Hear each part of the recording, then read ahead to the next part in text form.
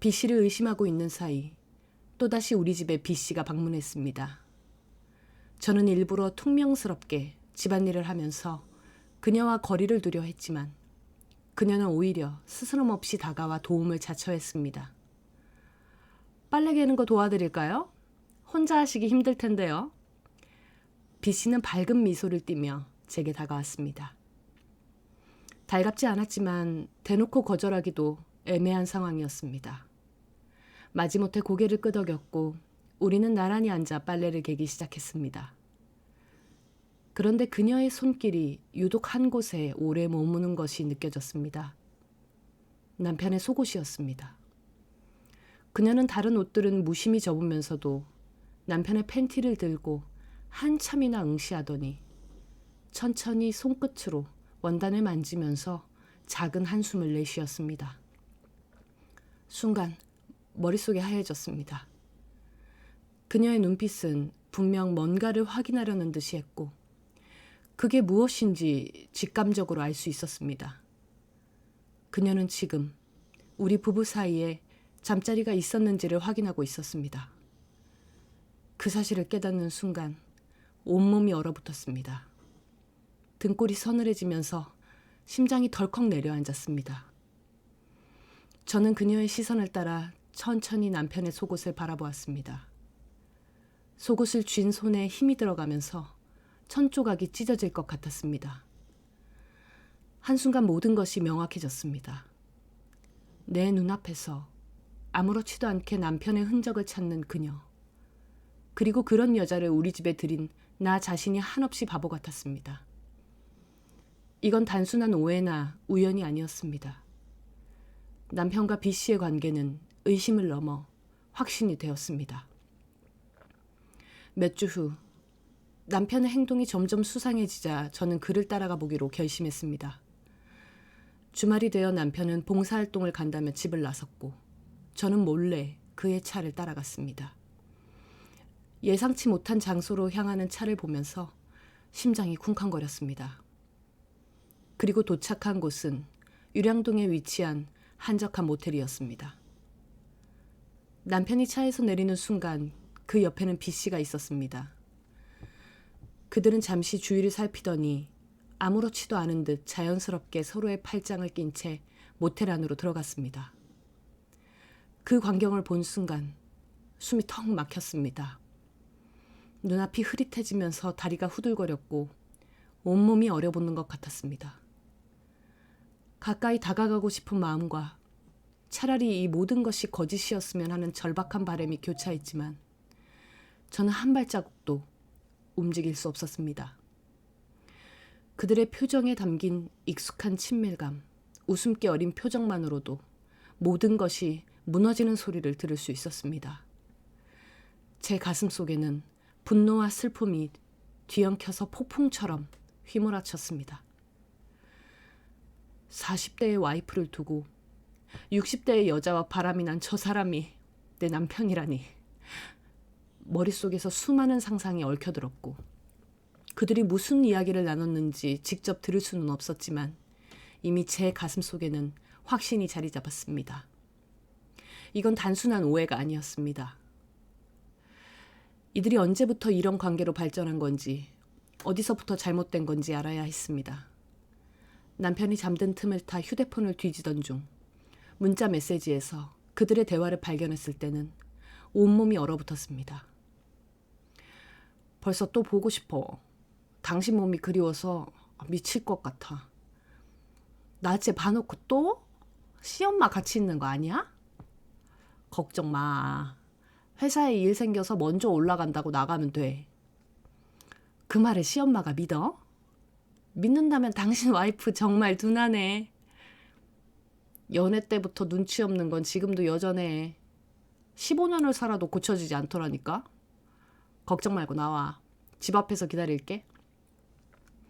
눈앞에 메시지를 보는 순간 머릿속에서 2주 전 남편과의 대화가 떠올랐습니다. 늦은 저녁 남편은 다급한 표정으로 회사에서 급한 일이 생겼어. 어쩔 수 없이 지금 바로 올라가 봐야 돼. 라며 가방을 챙겼습니다.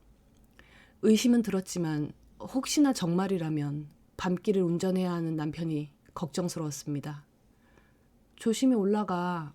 너무 무리하지 말고. 하는 내 말에 그는 짧게 고개만 끄덕일 뿐이었습니다. 그 순간의 기억이 머릿속에서 퍼즐처럼 맞춰지며 끔찍한 현실을 깨닫게 되었습니다. 그는 가족을 위해 밤을 새우는 남편이 아니라 다른 여자와 은밀한 시간을 보내기 위해 나를 속인 배신자였습니다. 배신감이 밀려와 심장이 요동쳤습니다. 그가 떠나던 뒷모습, 차 시동을 걸던 순간, 마지막으로 나를 바라보던 그 눈빛이 머릿속에서 맴돌았습니다. 그가 정말 한 번도 죄책감을 느끼지 않았을까? 이 모든 게 처음부터 계획된 거였을까? 아니면 나만 몰랐던 걸까? 단순한 불장난이 아니었습니다. 서로를 갈망하며 빠져든 그들의 대화는 저를 절망의 나락으로 밀어넣었습니다. 그동안 아무것도 모른 채 남편을 기다리며 잠든 나 자신이 한없이 미련하고 어리석게 느껴졌습니다. 마치 온몸의 피가 빠져나가는 듯한 기분이었습니다. 하지만 무너질 수는 없었습니다. 떨리는 몸을 간신히 가누며 어찌 될지 모를 상황을 대비해 증거를 모아야 한다는 일념 하나로 남편의 차로 향했습니다. 차량 블랙박스를 확인하고는 그대로 무너져 내렸습니다. 화면 속에는 두 사람이 함께 차에 타고 모텔로 향하는 장면이 담겨 있었습니다. 제가 미행하여 목격한 바로 그날의 모습이었습니다. 남편이 B씨를 바라보며 흐뭇하게 웃었고 B씨는 그의 팔을 잡고 다정하게 속삭였습니다. 차 안에서 흘러나오는 음악 소리와 한참을 입을 맞추는 두 사람의 모습이 가슴을 후벼 팠습니다. 눈물이 하염없이 흐르며 화면이 뿌옇게 보리고 숨이 가빠지는 바람에 차마 끝까지 볼 수 없었습니다. 영상을 멈추고 흐르는 눈물을 닦을 새도 없이 한동안 멍하니 앉아 있었습니다. 나는 남편과 가정을 위해 헌신하며 살아왔습니다. 임신을 위해 긴 시간을 기다렸고 아이가 태어난 후에도 내 삶의 중심은 가족이었습니다. 하지만 남편은 나를 버리고 60대에 다른 여자와 바람을 피웠습니다. 그것도 나보다 훨씬 연상인 엄마뻘인 여자와 자기 아들의 유치원 원장인 그녀와. 어쩌면 남편은 내가 더 이상 매력적이지 않다고 생각했던 걸까? 그래서 가족을 지키는 내 모습을 보며 권태롭다고 느낀 걸까?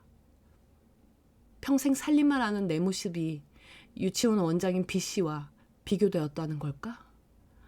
속이 울렁거리고 머리가 핑 돌았습니다. 자괴감과 모멸감이 밀려와 마치 나 자신이 한낱 쓸모없는 존재라도 된 듯한 기분이 들었습니다. 나는 그를 믿었고 가정을 위해 모든 것을 희생해 왔습니다. 하지만 그는 그런 나를 두고 다른 여자와 웃고 있었습니다. 그것도 모자라 우리 가정에 B씨를 끌어들이고 아무것도 모르던 저는 아들 C의 교육을 상담하기까지 했습니다. 남편과 B씨는 불륜을 저지르는 걸 넘어 나와 내 아들까지 비웃고 조롱했습니다. 이 영상은 그들이 어떤 관계인지 말해주고 있었습니다. 더는 변명의 여지가 없었습니다. 며칠 뒤 저는 더는 참을 수가 없어서 남편에게 모든 증거를 내밀었습니다. 이게 다 뭐야? 나를 바보로 하는 거야? 남편이 주고받은 메시지와 블랙박스 영상을 인화한 사진을 집어 던지면서 따져 물었습니다. 거실 바닥에 흩어진 사진을 본 남편의 눈에서 차가운 불길이 일었습니다. 그래서 뭐 어쩌라고? 이혼이라도 하자고?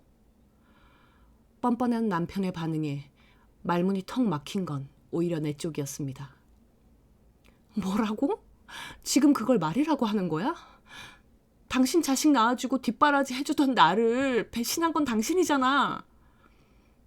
배신이라고? 솔직하게 말해줄까? 15년을 살아도 변하는 게 하나 없고 지루하기 짝이 없는 건 너였어.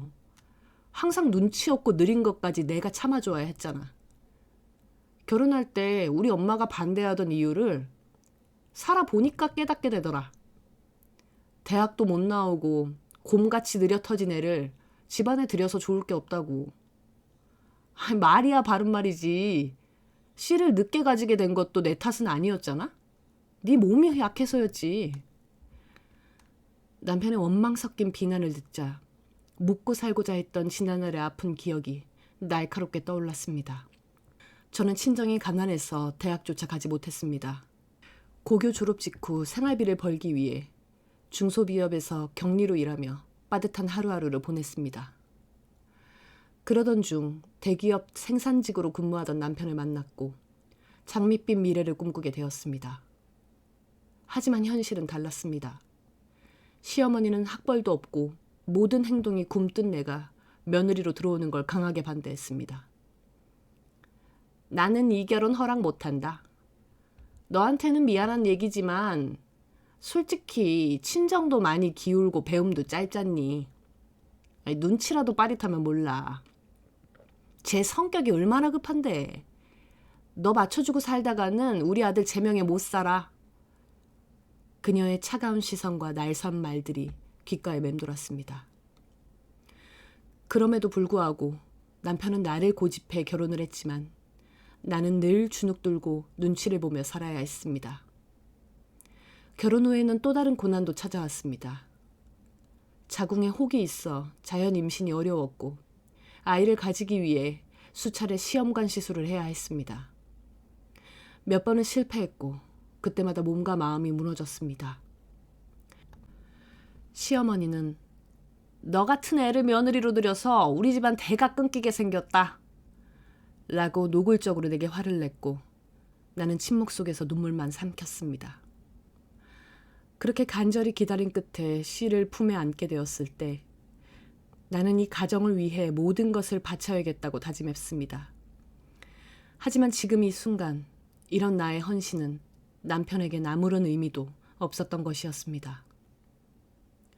내가 자궁에 혹이 있어 임신이 어려울 수도 있다는 건 당신도 알고 결혼한 거잖아. 그래서 많이 노력했잖아. 나 말이야. 주말 부부 생활 외롭고 힘들었지만 당신 믿고 살았어. 그런데 왜 이래 정말. 집구석에서 애 키우는 거 말고 당신이 나를 위해 해준 게 뭔데? 비씨? 그 여자는 적어도 나한테 흥미를 느껴. 너처럼 곰같이 집안일만 하고 사는 게 아니라 나한테 애정을 주는 여자라고. 네가 마지막으로 나한테 여자로서 다가온 적이 언제야? 기억도 안 난다. 그게 이유야? 그 말 한마디로 15년간 살아온 내 희생이, 내가 견뎌온 시간들이 다 가치 없다는 거야? 당신하고 잠자리가 소원해졌다고, 지루해졌다고 이제 필요 없으니까 이렇게 버려지는 거냐고. 희생? 너만 희생했어? 넌 살림만 하면서 내가 벌어다 주는 돈으로 편하게 살았잖아. 그런데도 자기 관리는커녕 점점 볼품 없어지지. 솔직히 말해볼까? 40대인 너보다 60대인 B씨가 훨씬 더 섹시하게 느껴져. 그 여자는 나를 원해. 매 순간 말이야. 너처럼 피곤하다고 도망치는 게 아니라 나도 외로웠다고. 그의 말에 나는 숨이 턱 막히고 다리에 힘이 풀렸습니다. 그의 얼굴은 내가 알던 남편이 아니었습니다. 더없이 냉정하고 뻔뻔하며 비웃는 듯한 눈빛까지 느껴졌으니까요. 그때 내 안에서 무언가 부서지는 소리가 들렸습니다. 심장이 쿵 내려앉고 귀에서는 윙윙거리는 소리가 들렸습니다. 이 모든 상황이 악몽처럼 느껴졌지만 현실이었죠. 남편의 저급하고 뻔뻔한 말은 나를 절망의 나락으로 밀어넣었고 더 이상 눈물을 흘릴 힘조차 남아있지 않았습니다. 남편은 그 길로 집을 나섰습니다. B씨를 만나러 가는 것이 분명한 남편의 발길을 차마 멈출 수가 없었습니다. 며칠 후 B씨가 뻔뻔하게 내 집 앞까지 찾아왔습니다. 며칠째 제대로 먹지도 자지도 못하는 상태였지만 그녀를 보는 순간 분노로 온몸이 타올랐습니다. 여기까지 왜 찾아왔냐고 따져 묻는 내게 여전히 자신만만한 표정을 짓던 그녀는 비웃듯이 입을 열었습니다. 시엄마, 아직도 상황 파악이 안 됐어요? 남편이 나랑 있을 때 얼마나 편안하고 행복해 보였는지 시엄마는 상상도 못할 거야. 솔직히 말해볼까요? 그이는 40대인 당신보다 60대인 나를 더 원해요. 당신 같은 재미없는 여자랑 사는 것보다 경제활동도 하고 자기관리 잘하는 여자가 더 매력적인 건 당연한 거 아닐까? 당신이 감히 우리 가정을 무너뜨리고도 이렇게 뻔뻔할 수 있어? 60이 넘어서 하는 짓이 겨우 남의 남편 빼앗는 거야? 유치원 원장이라는 사람이 이러고도 이 지역에서 얼굴 들고 다닐 수 있을 것 같아? 내가 절대 가만두지 않을 거야. 당신이 무너뜨린 가정 내가 끝까지 책임 물을 거야. 가정? 남편이 시엄마한테서 뭘 찾을 수 있었겠어. 매일 애 키우느라 찌든 얼굴로 늘 같은 옷 입고 같은 얘기나 하고 재미라고는 하나도 없는 인생이었겠지. 솔직히 나이 60 먹은 여자가 좋다고 남편이 바람나는 경우가 흔하지 않긴 하잖아. 근데 그게 뭘 의미하는지 생각해 봤어요? 그만큼 당신보다 내가 더 나았다는 거 아닐까? 남편이랑 있는 동안 한 번도 당신 생각 안 하던데? 정말 딱하네. 남편한테 지루한 여자였다는 걸 이제라도 인정하면 속은 좀 편할 텐데. 아, 그리고 함부로 입 벌리면 명예훼손인 거 알죠? 벌금 낼 돈 있으면 한번 해보시던가. 그나저나 그 돈도 남편이 벌어다 준 거겠네요. 입단속 잘하세요. 마지막 남은 체면이라도 지키고 싶으면.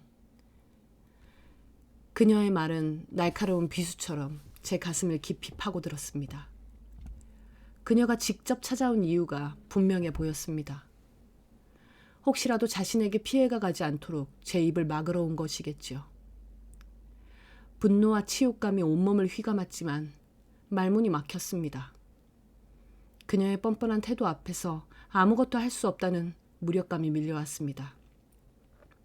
내 앞에서 태어난 모습으로 나를 내려다보는 B씨의 눈을 마주볼 용기조차 나지 않았습니다.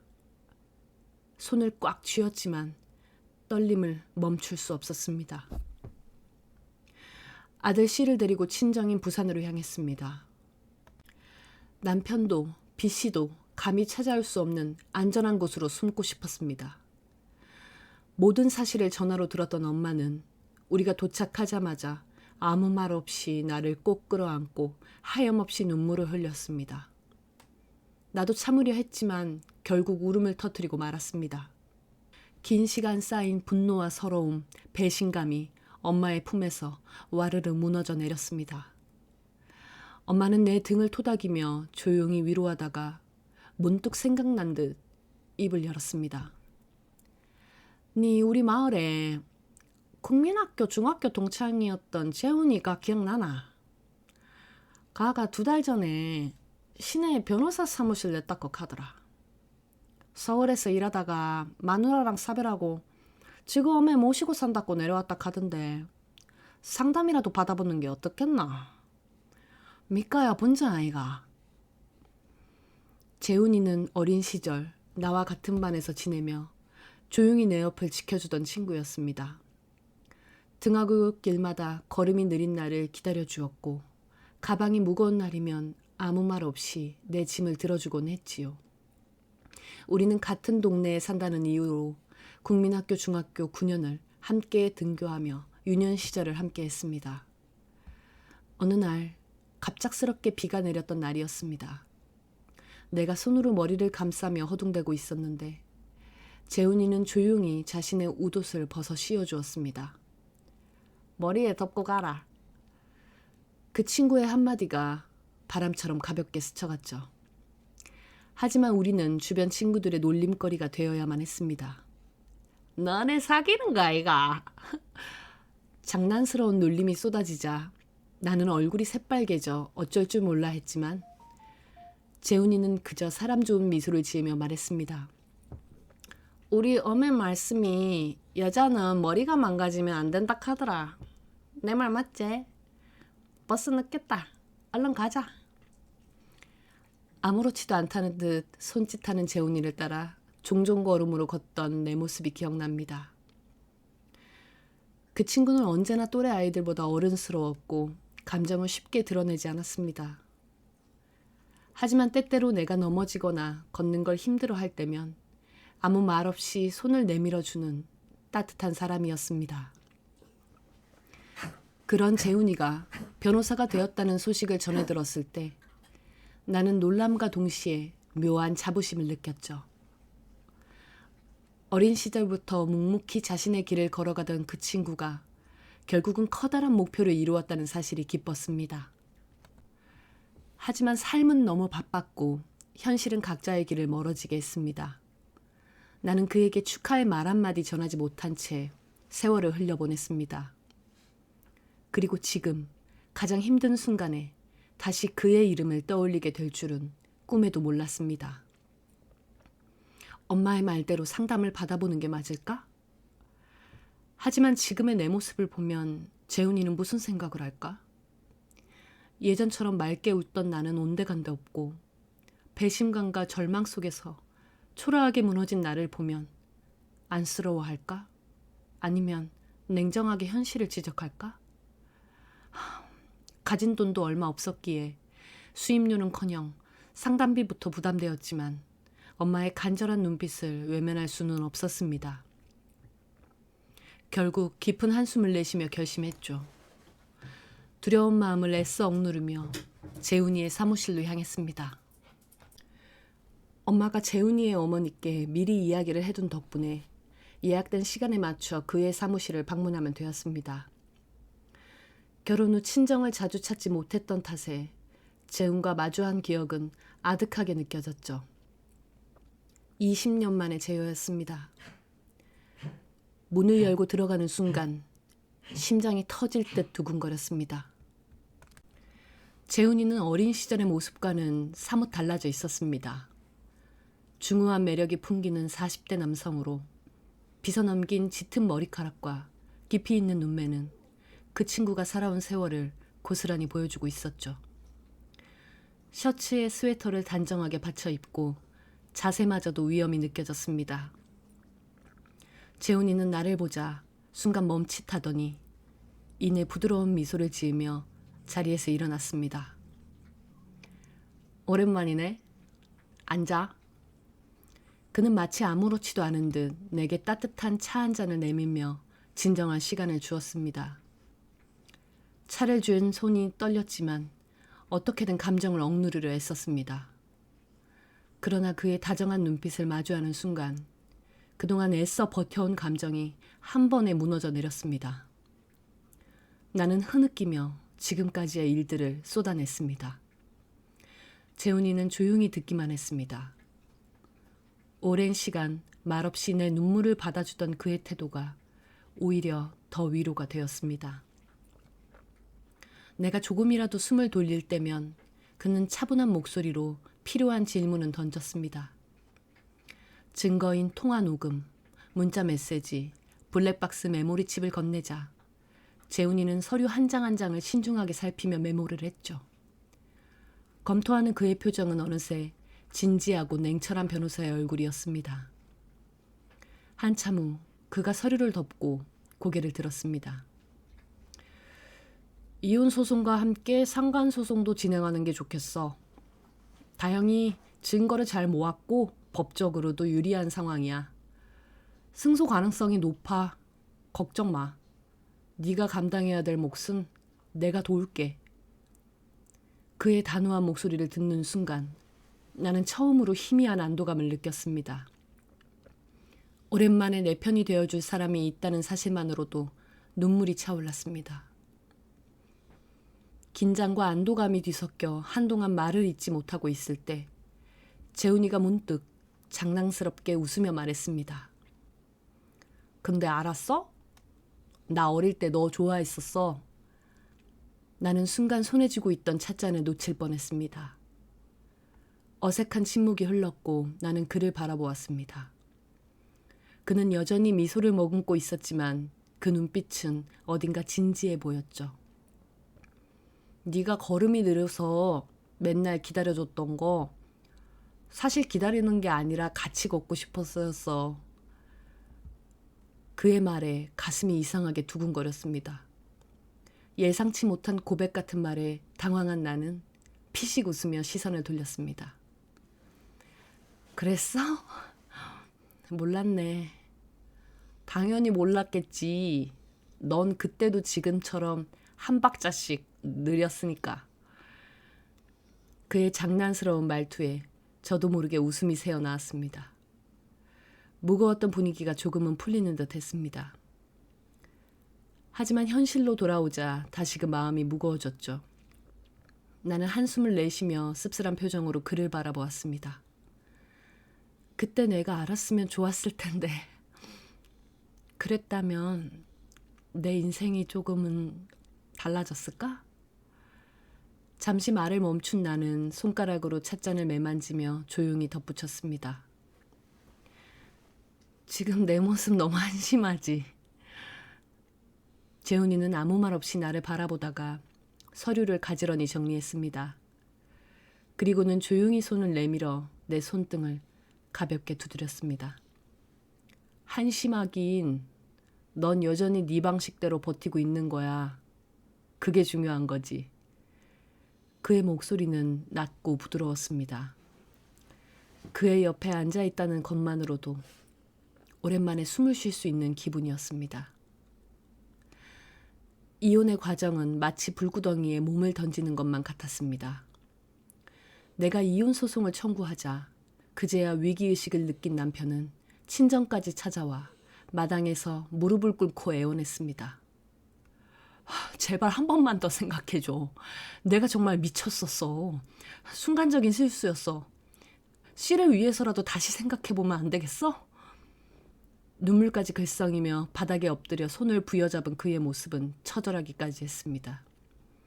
하지만 그 눈빛 속에는 순수한 후회가 아닌 그저 잃기 싫은 것에 대한 집착만이 서려 있었습니다.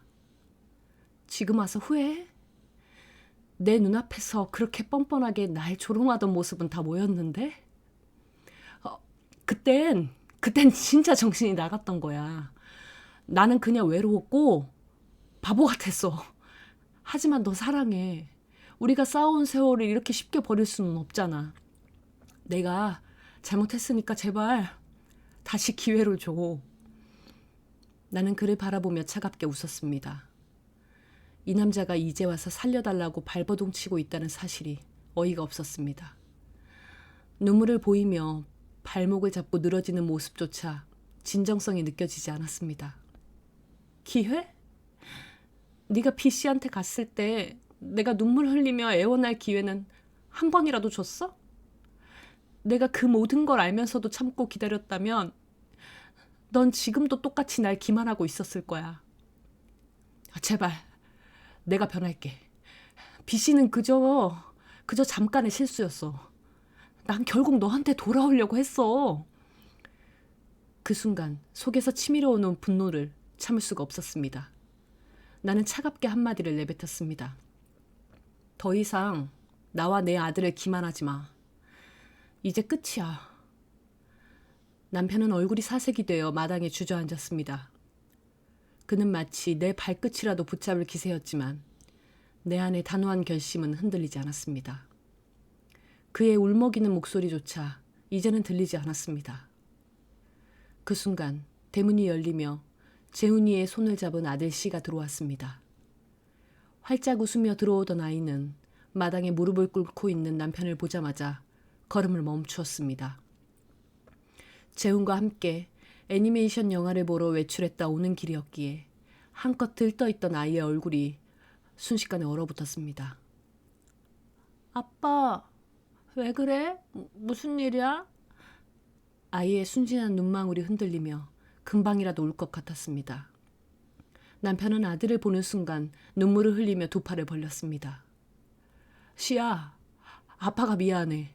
아빠가 잘못했어. 하지만 우리 가족이 이렇게 싸우면 안 되잖아. 아빠도 엄마도 너를 정말 사랑하는데. 아들은 흐느끼며 내 쪽으로 달려와 매달렸습니다. 두 손을 꼭 쥔 채 떨리는 목소리로 애원했습니다.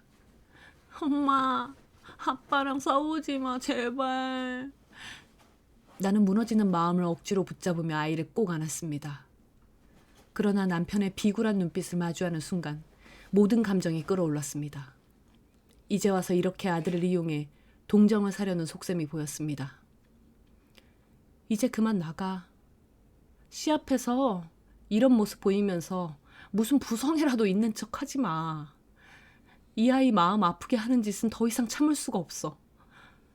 남편은 절박한 표정으로 아들을 품에 안으며 흐느꼈습니다. 시야, 아빠가 미안해. 다시는 엄마 속상하게 안 할게. 우리 가족 다시 행복하게 살면 안 될까? 응? 그러자 아들은 그의 품을 슬그머니 벗어나 내 뒤로 숨었습니다. 두 눈 가득 눈물이 차오른 채 아빠를 바라보며 고개를 저었습니다. 아빠 씨 보러 집에도 안 왔었잖아. 두 밤 자고 온데 놓고 계속 안 왔었잖아. 그 모습을 보자 나를 향한 분노와 원망을 숨기지 않던 남편의 얼굴이 점점 절망으로 바뀌었습니다. 그는 비참한 얼굴로 몇 번이나 내 발치에 손을 뻗었다가 결국 고개를 떨군 채 힘없이 자리에서 일어났습니다. 그때 조용히 상황을 지켜보던 재훈이 천천히 앞으로 나섰습니다. 그리고는 차분하지만 단호한 목소리로 말했습니다. 나가세요. 더 이상 시 앞에서 추한 모습을 보이지 않는 게 아이한테도 상처 주지 않는 겁니다. 네가 뭔데 남의 집안 싸움에 나서? A씨 변호사입니다. 법정에서 다시 봅시다. 참, 변호사 선임하시는 게 좋으실 겁니다. 지킬 게 남아있다면요. 남편은 분노한 눈길로 나와 재훈이를 쳐다보다가 말없이 대문을 향해 걸어갔습니다. 비틀거리는 그의 뒷모습을 보면서도 내 안에는 더 이상 그를 붙잡고 싶은 마음이 남아있지 않았습니다. 모든 것이 끝났다는 것을 나도 그도 깨닫고야 말았습니다. 이혼 재판과 상간자 소송은 6개월이 걸렸습니다.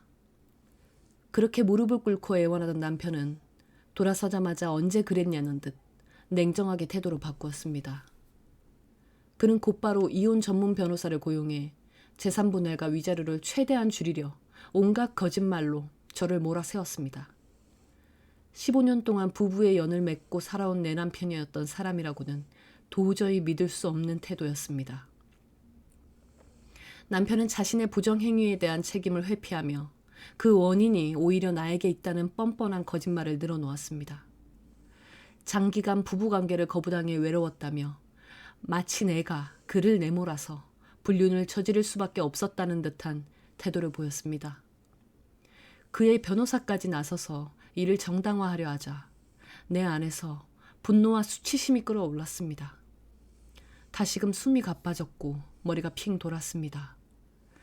눈앞이 흐려지는 순간 몸이 휘청이며 힘이 빠졌습니다. 마지막으로 들린 것은 법정 여기저기에서 터져나온 웅성거림과 놀란 듯 내 이름을 부르는 재훈이의 목소리였습니다. 나는 결국 법정 바닥에 그대로 쓰러졌고 재판은 잠시 중단되었습니다. 법정은 웅성거렸고 공기마저 팽팽하게 얼어붙었습니다. 응급구조원들이 도착해 나를 부축했고 주변의 시선이 일제히 나에게 쏠렸습니다. 나는 간신히 정신을 붙잡고 눈을 떴습니다. 긴장으로 굳어버린 내 손과 발을 열심히 주무르고 있는 재훈이가 보였습니다. 재훈이는 나를 걱정스럽게 바라보며 조심스럽게 물었습니다. 괜찮겠어? 계속 진행할 수 있겠어? 지금 조금이라도 더 쉬어야 하면. 나는 흐릿한 시야를 억지로 정리하며 고개를 저었습니다. 이제 멈출 수 없었습니다. 여기서 물러서면 이 싸움이 끝나지 않을 것만 같았기 때문입니다. 할 수 있어. 해내야만 해. 더 이상 시간을 끌고 싶지는 않아. 내 목소리는 힘겹게 떨렸지만 단호함이 묻어 있었습니다. 재훈이는 깊은 한숨을 내쉬며 나를 바라보다가 조용히 고개를 끄덕였습니다. 법정 안이 다시 조용해졌습니다. 판사의 망치 소리가 공기 속으로 울렸고 재판은 재개되었습니다. 남편 쪽 변호사가 다시 자리에서 일어났지만 그의 표정에서는 이미 초조함이 묻어났습니다. 점점 불리하게 기울어가는 재판에서 이제 차라리 원고인 내가 무너지기를 기다리는 것이 분명했습니다. 나는 떨리는 손을 꽉 쥐고 남편을 똑바로 바라보았습니다. 남편은 불편한 듯 내 눈을 피했습니다. 이 싸움에서 지지 않을 것임을 스스로에게 다짐하며 다시 법정 한가운데 섰습니다. 법적 공방이 치열한 가운데 결국 남편 측 주장은 받아들여지지 않았습니다. 혼인의 파탄 원인이 제게 있다는 그의 주장을 뒷받침하기에는 증거가 너무나도 부실했기 때문입니다. 지금부터 판결을 선고하겠습니다. 본 재판부는 제출된 증거와 양측의 주장을 종합적으로 검토한 결과 혼인 관계가 파탄에 이르게 된 주요 원인이 피고의 지속적인 부정행위와 그로 인한 신뢰 훼손에 있다고 판단합니다.